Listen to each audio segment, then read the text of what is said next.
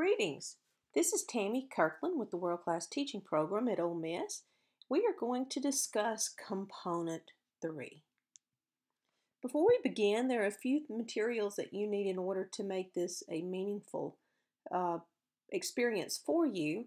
You should have already have completed the modules, choose your certificate, and watched the National Board available resources. So before you proceed, you will need a copy of your certificate standards and a copy of your Component 3 instructions. If you do not have both of these documents, please stop the recording now and go back and review those modules and print out your instructions. Then hit play and rejoin us. Component 3, Teaching Practice and Learning Environment. This is a classroom-based portfolio entry that requires you to video recordings of interactions between you and your student. A written commentary in which you describe, analyze, and reflect on your teaching and interactions will also be submitted. Both the video and the written commentary should demonstrate how you engage students and impact their learning. So this is an explanation that the National Board provided, and as you can see, it is very simple. We as teachers are very good at making things very complicated. So I would like to encourage you, if you feel overwhelmed during this component, please just go back and reread this. This is a very good component to begin your journey with. As a matter of fact, it is my favorite component. A little bit more about this component. It is one of the heavy hitters. It is 30% of your total score. So you want to make sure that you work really hard to follow the directions. You will submit 2 10 to 15 minute videos that capture details about your instructional planning. And I think that's very important that you keep that in mind. This video is going to show how you use instructional planning to meet your students' needs. You may ask yourself, well, why would the National Board require me to record 2 of my trainings? That's why. They want to see your level of planning and how you use knowledge of students and the different types of teaching materials that you can develop and the different types of teaching strategies that you can use in order to meet your students' needs. You will, of course, analyze and reflect on your teaching, focusing on quality instruction, student engagement, and the learning environment. 2 issues with Component 3. The first issue is the lessons you will teach. And notice I did say lessons, not units. And then technology. We will discuss both of these briefly. First things first, understand what you are being asked to do and submit before you begin. Thoroughly read the Component 3 checklist. Inside WCTP 601, we do have a Component 3 checklist available as well to help you. You want to do these things at the beginning so that you can understand what you're clearly being asked to do. At the end of Component 3, as with all the other components that are portfolio directed, you have a document in your instructions called Electronic Submission at a Glance. This would be behind your commentary questions and in front of your rubrics. And this is a great way to really orientate yourself as what you are asked to do. And first and foremost, this form was created to show you how you will electronically submit, but I like to use this form to keep me online to where I know exactly not only what I have to submit and how I have to submit it, but it really breaks down what you have to do. You can see over on the additional information, it's going to show you what font to use, whether you single space, double space, whether you are combining forms. A lot of information, but I will tell you that you will submit basically a packet for each video that you do, okay? So each video will be named Video 1 and Video 2, the file that you submit, and there's a packet for each video that you submit. Okay? Everything in National Board is tied to the teacher using knowledge of students. Again, You will complete an instructional instructional context form at the very beginning of this component, as you do all components 2, 3, and 4, that describes your class and your teaching situation. It also asks for mandates. Yes, you do have mandates. Your state objectives that you must teach are mandates, as well as your pacing guide. So the National Board does not choose what you will teach. You will teach something that you are required to teach anyway. You will take it to a deeper level. However, it will look different than what it normally does, because you will really use your knowledge of students to make instructional formats, to choose instructional formats, as well as to develop materials for your lesson. You will have to explain why you chose the instructional formats. Now let's talk about that term, instructional formats, because it is used all the way through this training and all the way through component 3. Instructional formats just means exactly what it says. How are you teaching? Are you using a small group, whole group, inquiry-based discovery? It's just the type of teaching instruction that you are using, and you have to do 2 different ones for this one, okay? But the reason is you will make your decisions on what type of instructional format you use based on the objective you are going to teach and what you know about those students. For example, if you choose to do a cooperative group lesson for one of these videos, why did you choose that? You have to give a reason, and it has to tie back to knowledge of your students. Same thing if you choose partners or anything else. Remember, everything always comes back to using knowledge of students. Lesson Plan 101. And I'm going to say lesson plans because you will teach 2 lessons, all right? You do want to create a lesson plan before you video. And in WCTP 601, we do have a lesson plan template made available for you. So you definitely want to complete that lesson plan. And if you have a mentor with us, you want to submit that lesson plan to your mentor prior to videoing. And the purpose for this is we want to put together a very high quality lesson before we video. No one likes to re-video.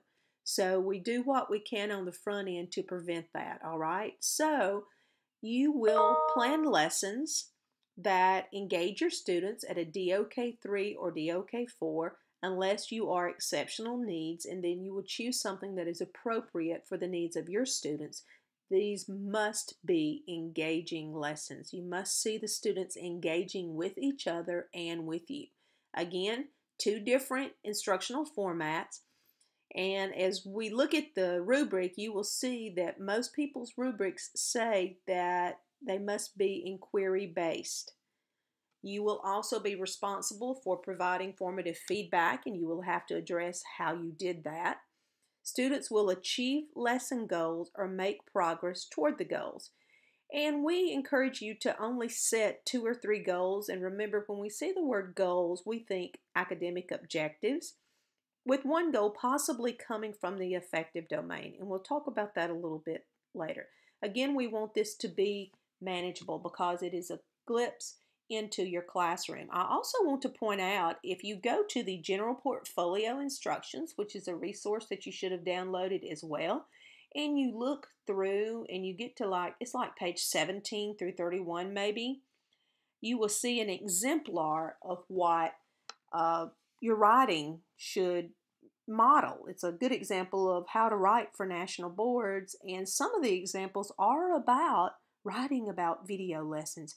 Make sure you read and dissect and analyze those provided examples over and over again before you begin teaching and planning and writing. Okay? Again, this is what I call the anchor chart for national boards. This is related to the 5 core propositions, accomplished teaching, what all teachers should know and be able to do. And the reason I call it the anchor chart is because it's what you're doing in this component. And if you lose your way, if you get overwhelmed, come back to this. It always begins with, who are your students? Where are they? Think knowledge of students. Then you are going to set goals. And remember, We know that those are academic objectives, right? Then you're going to align your instruction. Now, the jump from 2 to 3 is very significant because you have to align your instruction to be very engaging. As classroom teachers, I know you have an arsenal of materials in your classroom. If you're teaching a grade level that you've taught before, you have access to last year's lesson plans, assignments, assessments, and all of that. But I would tell you, do not just pull out what you did last year and go with it. That's not going to work with national boards. You will need to definitely tweak some of your materials to show clearly that you used knowledge of students to develop those materials, okay?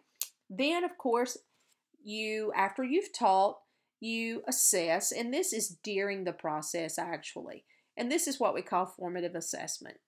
You reflect on it. Is it working? Is it not working? And sometimes it doesn't. We're all teachers. We know that. Then what do? Well, you readjust, right? You may do a mini lesson. You may have to stop and spend a week doing a new skill. Or maybe they've already experienced mastery and you need to go beyond. So again, this is all that National Boards is asking you to do, but they are asking you to do it in a very specific, in-depth way. The focus of Component 3 is lessons, not units. You will identify the unit of instruction and the instructional goal for the unit on a form, but the video will only feature a lesson with its own goals.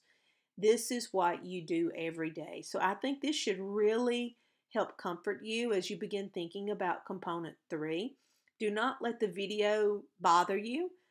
No one is going to see that except your assessors and your mentor. You will let them watch it, hopefully, unless it scores really high, and then the National Board might ask you if they can feature your video in what's called Atlas. Atlas is a video collection that the National Board makes available to many corporations, schools, and districts throughout the United States, but they also have a free mini version for candidates. And it features video lessons that's certified as a 3.75 or higher. And as you know, 4.25 is as high as it goes. It features the video as well as the commentary and the students' work samples. So you want to make sure you take advantage of that resource. And again, spend some time watching those videos and reading those commentaries before you begin to plan your lessons. And again, this is what you do every day. Plan, plan, and plan. What is the National Board looking for in your lesson?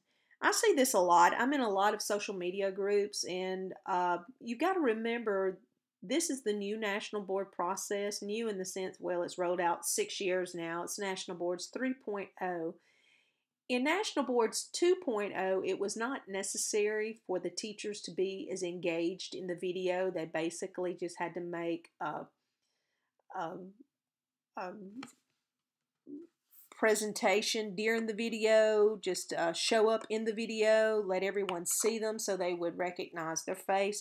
That's not the case for what you are being asked to do.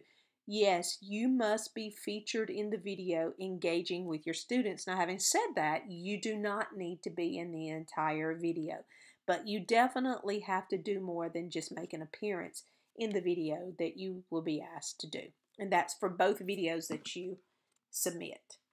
This is in your component instructions. So what I'd like you to do is open up your Component 3 instructions. And as always, on page 1, you will see what are you asked to do. And I would tell you everyone is asked to do the same thing in Component 3. This is not like Component 2. On page 1 and 2, you will see the standards that you are asked to meet in this component. It will not be all of your standards, but you are expected to meet each one of those standards multiple times. We always suggest just 5 times in 5 different ways. And just on a heads up, you want to plan with those standards in front of you. You need to engage with your standards before you begin any component, because you have to purposely plan for ways to embody the standards in your teaching. You do not want to make the mistake of reading your standards, putting them down, planning, teaching, and going to write, and then trying to integrate your standards, it's too late then because the action has already taken place. So once you've seen that, flip through your component instructions until you find the page that talks about the learning environment, student engagement, and instruction. Go ahead and pause this video until you find this. This is about midway through your component 3 instructions. It is in everyone's instructions. Again, please pause the video and locate this page in your component 3 instructions. Once you have found this page, hit play and rejoin me. Okay, so again, this is what the National Board is looking for in your videos, the learning environment. And we'll talk a little bit about the rubric too. There's a training on that. You always want to use your rubric because, again, your standards align with your rubric and your rubric aligns with your commentary questions. You will be asked to establish a safe, fair, and equitable and challenging learning environment in Component 3 if you open your rubric.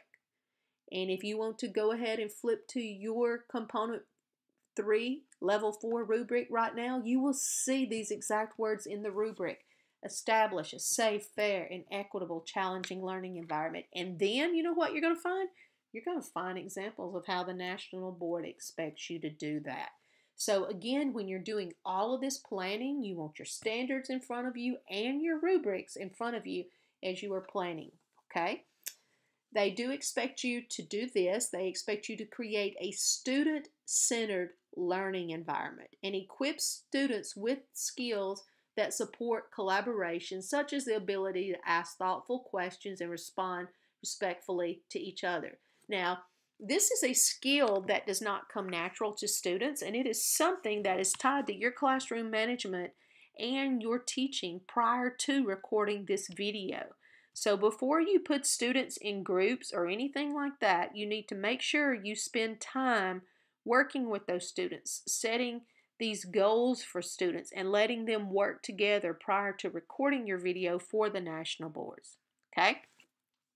Because remember, part of the name for this component is learning environment. Okay, now let's talk about student engagement. Foster the active engagement of students with the teacher and others in sharing ideas, conversing purposely, and listening attentively as they explore significant topics relevant to your certificate's curricula. Design and implement opportunities for students to engage in self-directed learning. Now, self-directed learning requires a good deal of teaching on the front end.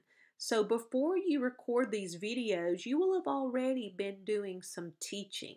So when you put these students into a group and create lessons, you want to look to create lessons that really afford students the opportunity to synthesize something that you have already taught them. Instructions: engage students in learning activities that are authentic, coherent, and connected to learning goals, which we know for us that means our objectives. Sequence and structure instruction so that the students can achieve the goals. Support all students. Facilitate the inquiry process. Look at yours and see if it says that. The inquiry process is something that if you're not familiar with, and we go over this in the module Component 3 in WCTP 601, but it's something you want to familiarize yourself with before you begin.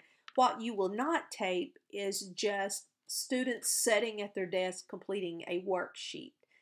Not that you won't use worksheets. You obviously have to submit artifacts, which will be in the form of a worksheet. However, not all worksheets are the same. We have what's busy work, what's DOK1 work.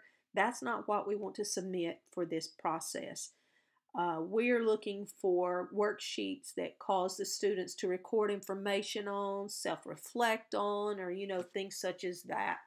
You want to use rich, thought-provoking resources to engage students in that. And look at this, you want to monitor and evaluate student learning. So you need to think about, as you are preparing these lessons, how are you going to do formative assessment? Because that's one of your questions you have to answer about these lessons during the lesson. And how are you going to provide constructive feedback to the students? Okay? So again, this is what the National Board is looking for in your lesson. So as you are planning a lesson, make sure you have this in front of you as well. And a lot of this is reflected in the rubric. Cognitive domain, I know everyone remembers Bloom. So as you're creating these lessons, we encourage you, it's very essential that you look at creating lessons that require your students to do more than just provide back some remote understanding, recalling facts, basic concepts, explaining ideas. You want to get them applying, analyzing, evaluating, and creating in your lesson. So I always like to talk about Bloom. I know all of you are experienced teachers and you well remember Bloom. But it's good to go back and revisit that. It might help you come up with an activity that you really are excited about getting your students to do. So again, take a look back at Bloom's taxonomy, the cognitive domain. Bloom also has an affective domain. And I always encourage teachers to set about 3 goals. You will have a planning sheet that you have to list your goals on separate from your written commentary. And remember, your assessor is watching that video. They will actually watch your video and then read your commentary. So you want to make sure that what you ask your students to do is evident in your video. And of course you do have the goals, which we know are objectives. But because part of this component's name is learning environment, I always suggest that you create one goal that falls into that. And if you look at down on responding and valuing are typically where this falls into. This is where students responding, they contribute, they question, they present. You go up a little bit to value, they debate, they justify, they persuade. So you can see how you've got different sorts of things here that you ask your students to do. And again, this is just because the learning environment is very essential to component 3. And I have found that if teachers set a goal that comes from the affective domain, it makes them more mindful of the learning environment. We don't want to skip that, okay? Again, it's not a requirement, it's just a recommendation. Now let's talk about instructional formats. Don't let this confuse you. You do have to do 2 lessons. Each lesson has to be a different instructional format. These are just some instructional formats. Cooperative grouping, partners. And if you use partners, make sure you use the terminology flexible or strategic grouping and explain how you chose those partners. It's very important that you use your educational terminology when you are writing for national boards. Direct instruction, performance task.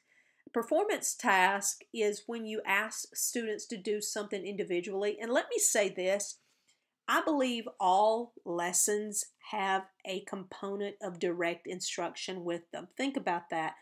Prior to putting students in groups, to putting them in partners, to sending them to learning centers, what do? We teach first. So therefore, do not consider that lesson direct instruction unless the entire lesson is direct instruction. Should you use direct instruction, there needs to be a very high level of discussion taking place in that, okay? And maybe the students recording their responses. Debate, conferencing, learning centers, scatic seminar, I'm sorry. It's early morning here. Scientific method, think, pair, share. Those are just a few. Again, you want to focus on 2 different instructional formats. And you have to explain why you chose that. Go back to the general portfolio instructions examples and you will see an example where the author of the commentary gives you 2 specific reasons why she chose the grouping format she chose. That's a great example for you to look at prior to starting this, okay?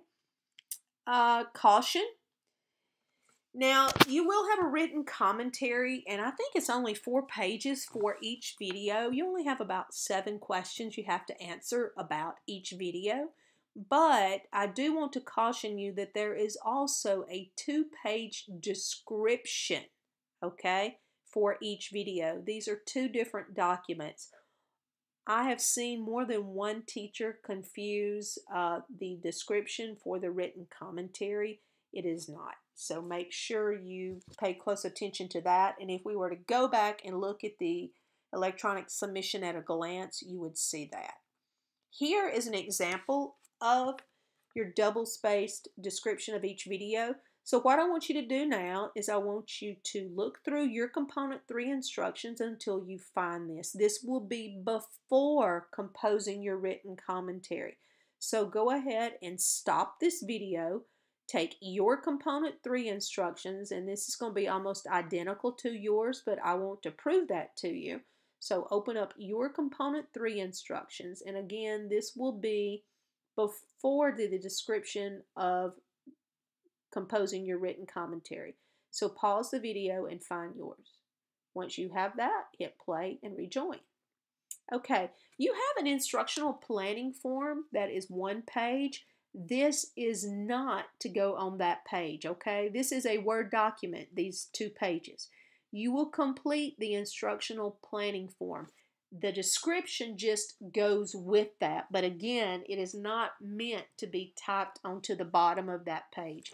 You just open a Word document and do this.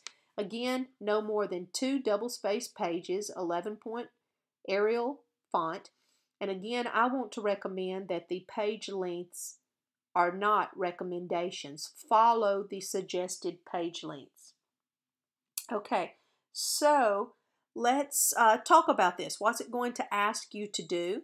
The instructional planning form, you'll fill that out, and then down below that, in the instructional context sheet, you identified your students' characteristics. How did you use detailed knowledge of your students when you were planning? And you can see this is the middle childhood generalist example. Yours will be very simpler. It will say your certificate area. What are the instructional challenges represented by these students? Now that is in light of the objectives you are going to teach. Perhaps it is a new objective, perhaps they have little background knowledge, perhaps it is scaffolding to a new level. So this is instructional challenges. This is where you might also talk about, maybe 40% of your class are below grade level. How did the social and physical context you described influence your planning? What are your long-term instructional goals? Now this is long-term. And any plans for interdisciplinary studies. You always want interdisciplinary studies. And we suggest if you don't know what else to integrate, integrate writing. You can integrate writing into any content, and it is a great way to meet that. So what are your long-term goals? So basically, where are you going beyond this? And again, you will complete this description for each video. So long-term goals means what comes next.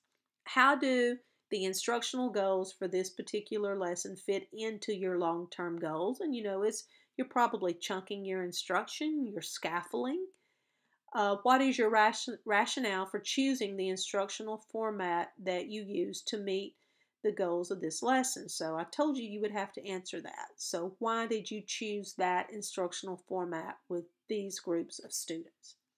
Okay, and again, you will complete this for each video you complete.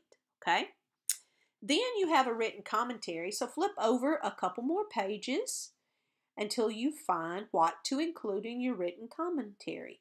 And again, go ahead and pause the video until you find this, then hit play and rejoin.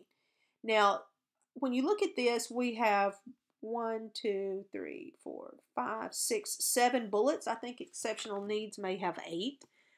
Yours is going to be very, very similar to the example we have here. I want you to look what's underlined in blue. It's underlined in blue for a reason. Let's start at the beginning. How did your pedagogical and instructional decisions you made during the lesson align with your planning? Guys, that just means, did things go as planned? What happened in your lesson that you did not plan on? Did you have to do a mini lesson?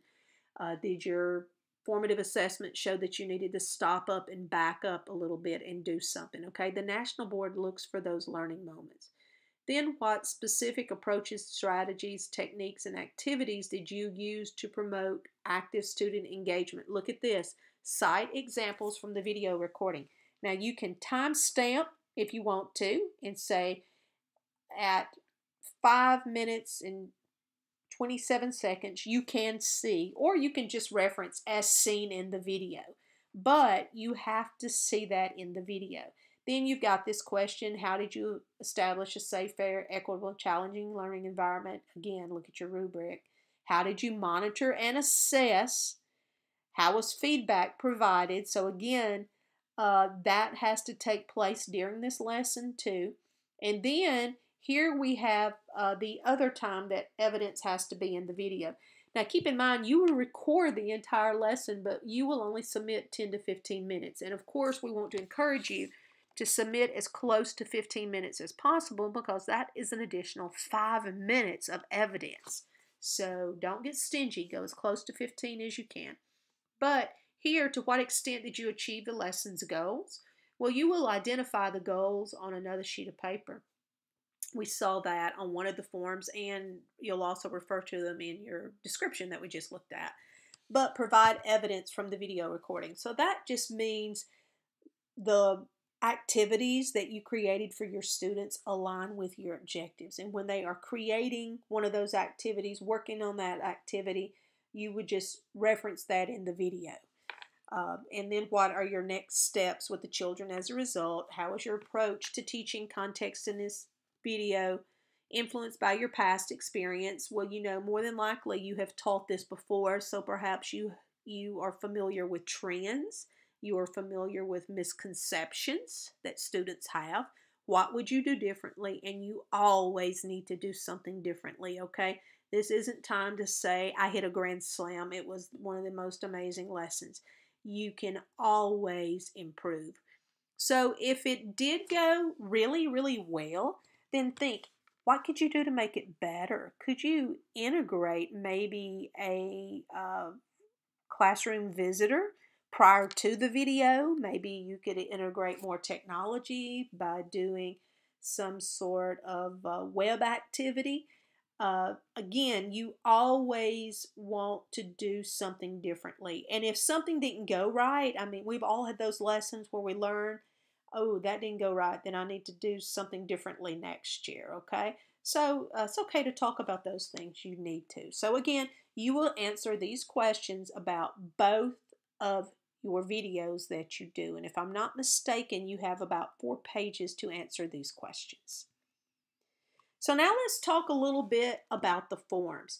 And again, when you downloaded these instructions, it downloaded in a folder. In that folder was the PDF of your Component 3 instructions that we're using now, but you also had a lot of forms, okay? Those forms are fillable. They are downloaded. You also have a copy, a hard copy of that form at the back of your component instructions.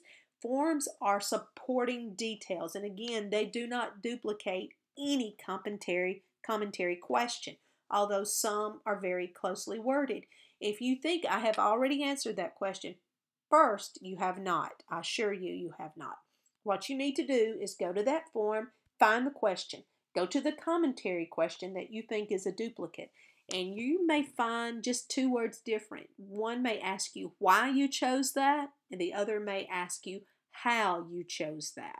So that's a little bit, that can get a little tricky sometimes, but that helps a lot now that you know that. So, and again, the forms are supporting information. They should be filled out prior to your teaching. And here's what you have.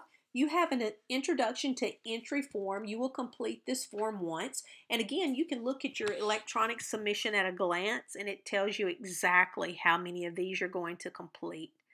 But the introduction to entry just talks about the 2 different lessons you're going to teach.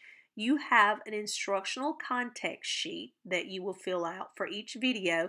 That just tells who your class is. Now, if you team teach, you teach middle school or high school, and you have multiple sections, you don't have to use the same section for both of these videos. that instructional context sheet allows you to describe different classes.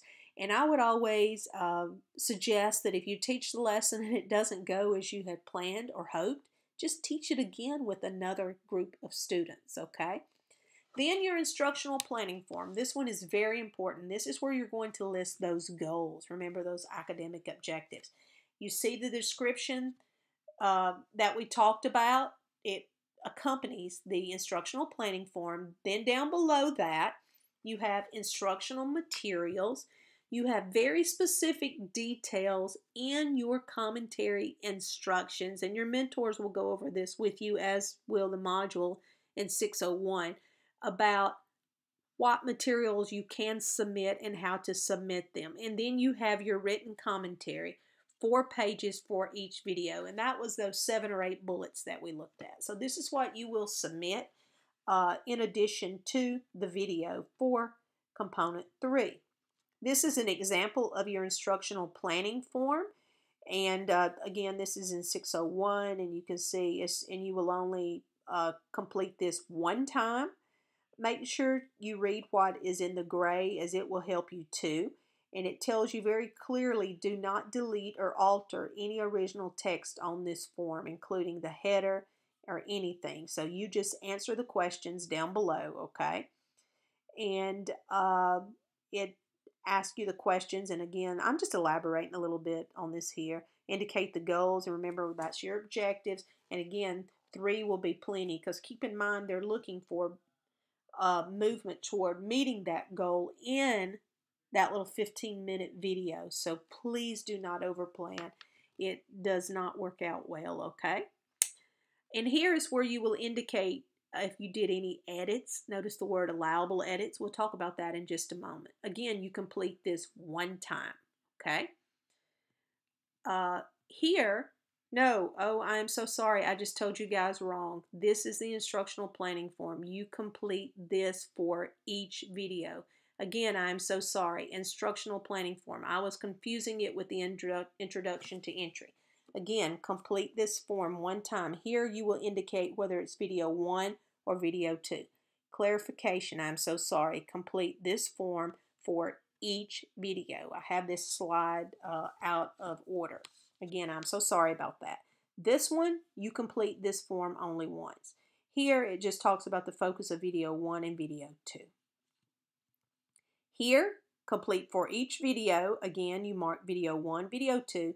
This is the instructional context sheet that I was talking about earlier that you would fill out if you were going to do different groups of students for each video. And you can see this is just descriptive.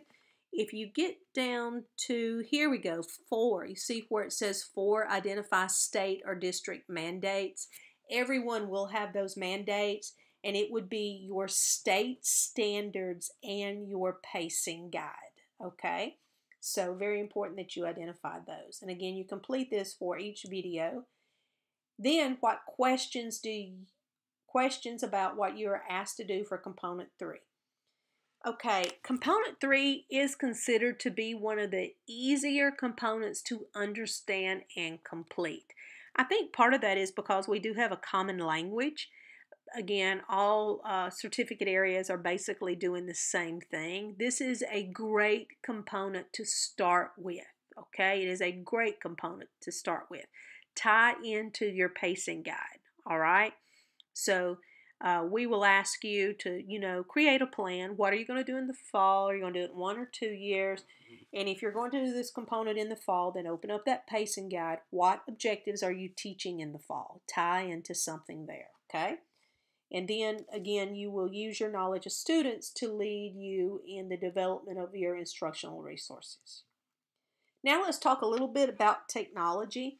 And I'll be honest with you, this is probably as big of an issue as the component is itself with technology. I will also tell you that your component 3 instructions does a good job talking about this. In the general portfolio instructions, the entire last 1/3 of that document is about technology.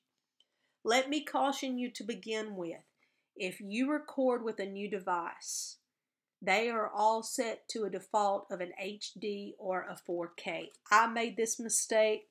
My son is a college student. He recorded himself on a new device. It was a massive video.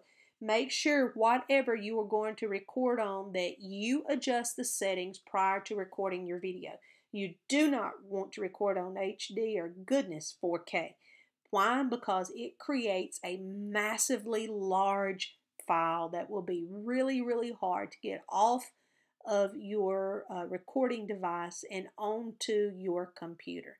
So again, check that setting before you begin. Now let's talk a little bit about video edits. This was updated in the summer of 2018, and this is clearly outlined in your Component 3 instructions as well as the Component 3 module. You are allowed up to 2 video edits on each video. However, only for specific reasons. And let's look at this, such as moving a whole class from a different physical setting, such as to a lab or a gym or an outdoors. That means you start doing something on the inside and then, okay, we're going to the lab or we're going to the gym. That's an edit. Responding to safety drills, if you have a fire drill or something like that, and changing the battery in the video camera. You may not make edits, look what's in red, to remove student or announcement disruptions during this, individual quiet time, transitioning from whole group to small group, or any of those things, okay? So just make sure, don't let it upset you if you have an announcement. Now, having said that, if they're getting ready and you know they're getting ready to announce the winners of the reading fair, I would not try and record during that. That will be a long announcement. So just give your students a heads up that if announcement comes on, you guys will keep on going. Something else that I suggest you do is tell all your teacher friends next door to you that you will be videoing. Tell your secretary that you are videoing so that they will not call down to your room during your video. And make a sign that says videoing, please do not record, come back later. And put it on your door and put it eye level to the students, because it's very often that teachers will send a runner to your room. If you're teaching 4th grade or something like that, make sure you've got that sheet down low so that they can see it, okay? And again, these are the only allowable edits, only 2. If you make more than 2, you will be disqualified, all right? If you make an edit for any other reason, you will be disqualified. You cannot turn off and turn on. And this is very important that you talk to whomever is doing your recording for you if someone does it, especially if it's an experienced videographer.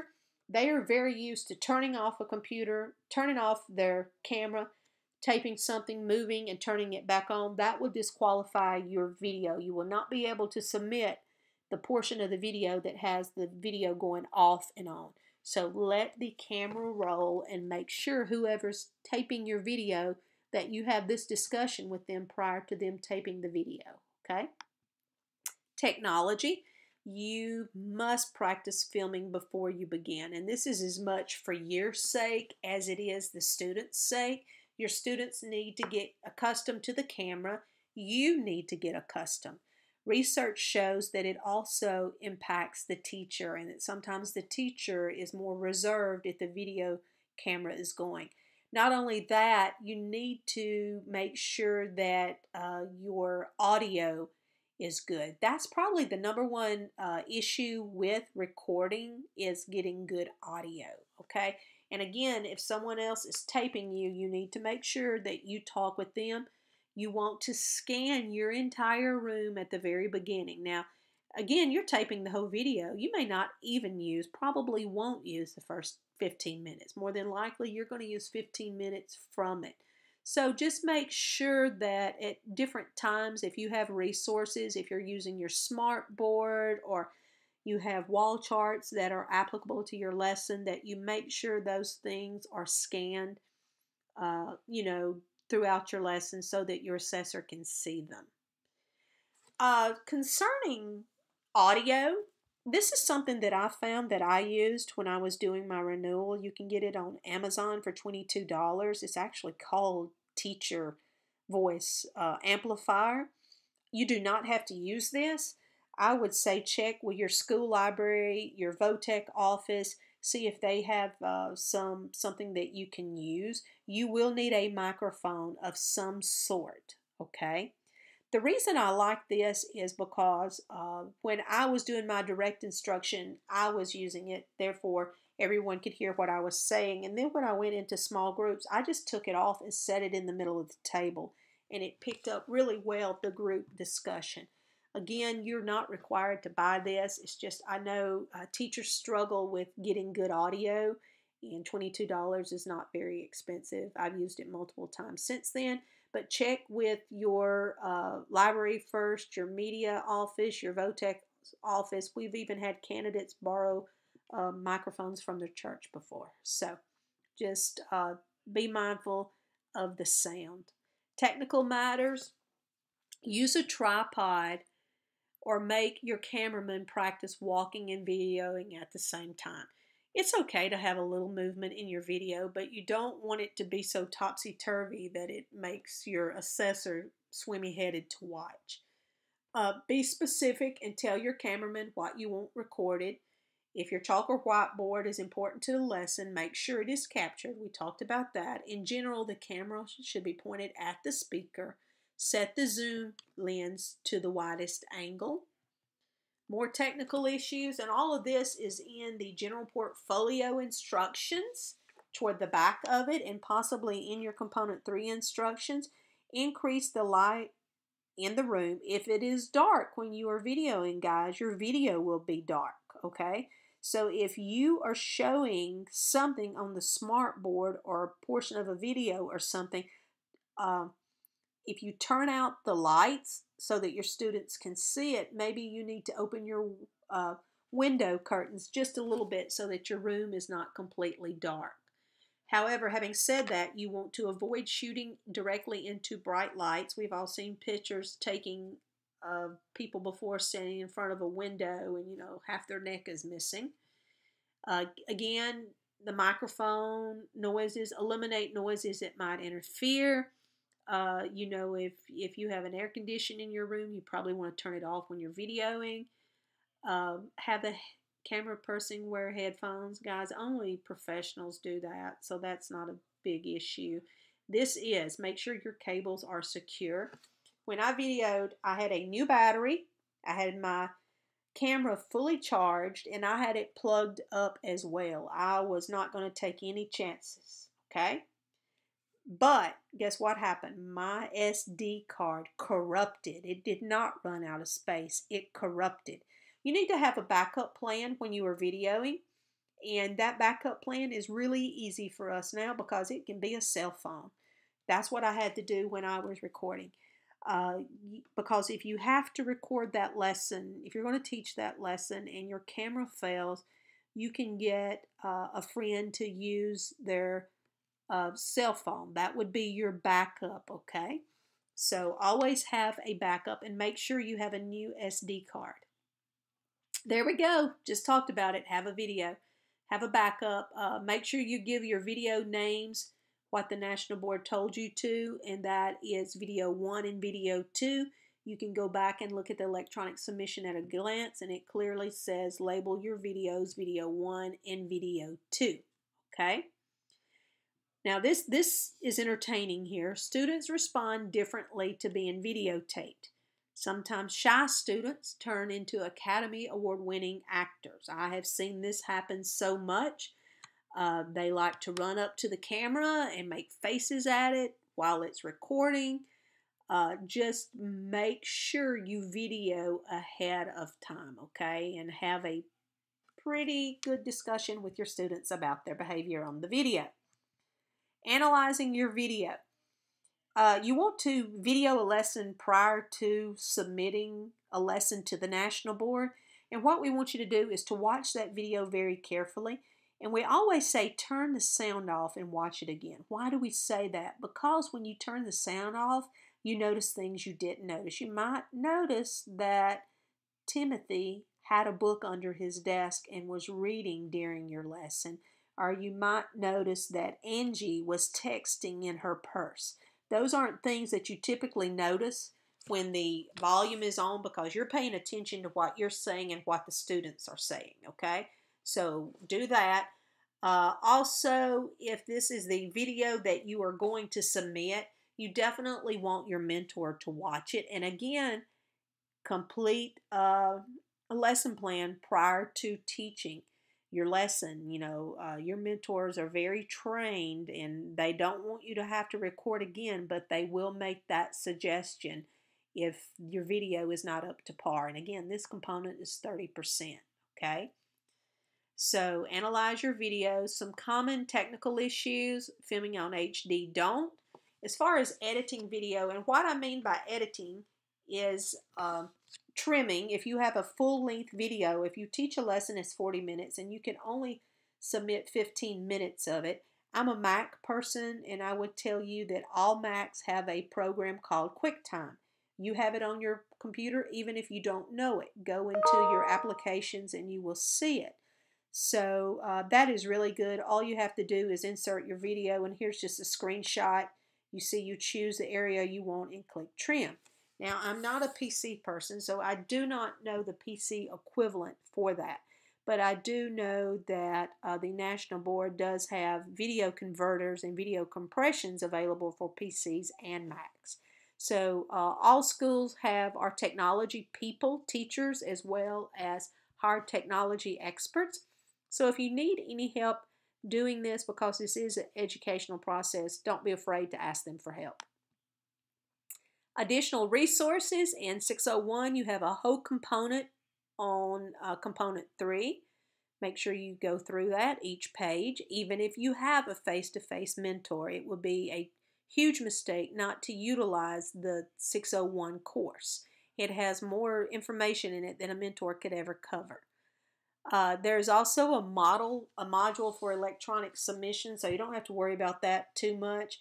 General portfolio instructions, page 32 to page 40, has a lot more of resources for technology issues. And then, of course, as we talked about, Atlas for candidates.